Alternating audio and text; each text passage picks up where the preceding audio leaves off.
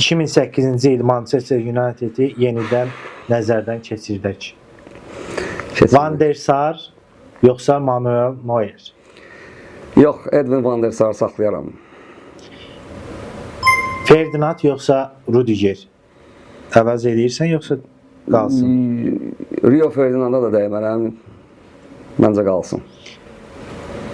Vidic yoxsa Van Dijk?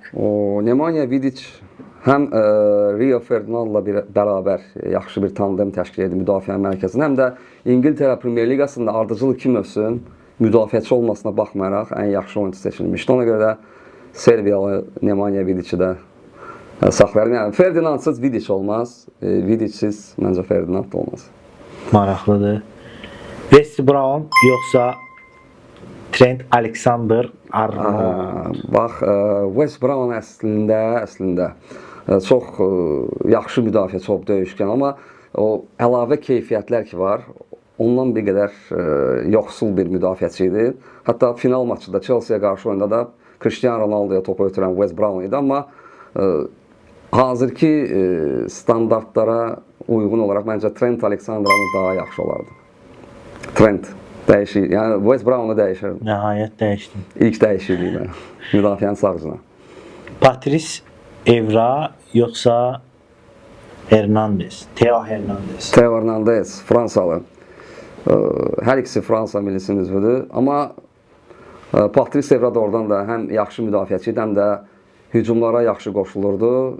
Həm də o döyüşkənlik keyfiyyətləri daha üstündür məncə. Patrice Evra qalsın.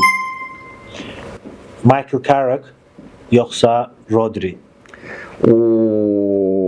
Çox pis yerdən dedim. Hansını seçsəm əslində doğru qərar olar. Seçməsəm də digərinə haqsızlıq olar. Michael Carrick əslində İngiltərə Premyer Liqasında oynadığı müddətdə düşünürəm ki, layiq olmadığı qiyməti görən oyunculardan biridir. Əslində qızıl top qalibini də seçməmək bir absurd olur.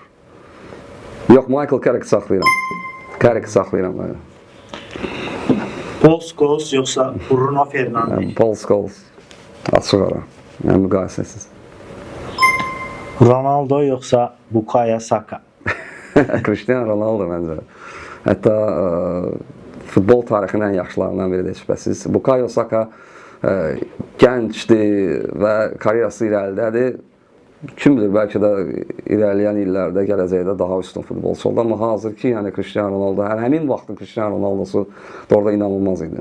Həm qızıl top qazanmışdı 2008-ci ildə, həm vurduğu gol 40 metr məsafədən Porto'nun qapısına vurduğu gol fantastik idi, ilin gol seçildi. Həm də ki, ondan sonra da Cristiano Ronaldo nəyə nail olub və hələ də oynayır 40 yaşına qədər, ona görə müqayisəsiz Cristiano Ronaldo.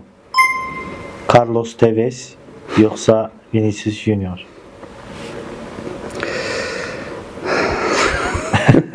O üçlüyə dəymək istəmirəm əslində. Digərində adını çəkəcəksən. Amma onlar çempionluqda çox böyük rol oynadılar. Məncə Manchester City'yə də sonra keçsə də Carlos Tevez saxlayarım mənə. Vinicius yox məncə.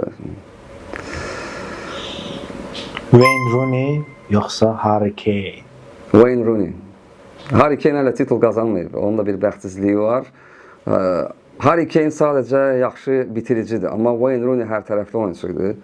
Həm xarakter olaraq məncə daha döyüşkəndir. Həm də Manchester United tarixində ən çox qol vuran futbolçunu necə əvəzləyəsən? Louis Nani yoxsa Muhammed Salah? Louis Nani də yaxşı oyuncu. Muhammed Salahı daxil etmək olar həmin niyyətə, amma rotasiyalı şəkildə. Yəni Louis Nani də fantastik oyuncuydu, amma Muhammed Salah. Bitti. Məşqini dəyişmədik.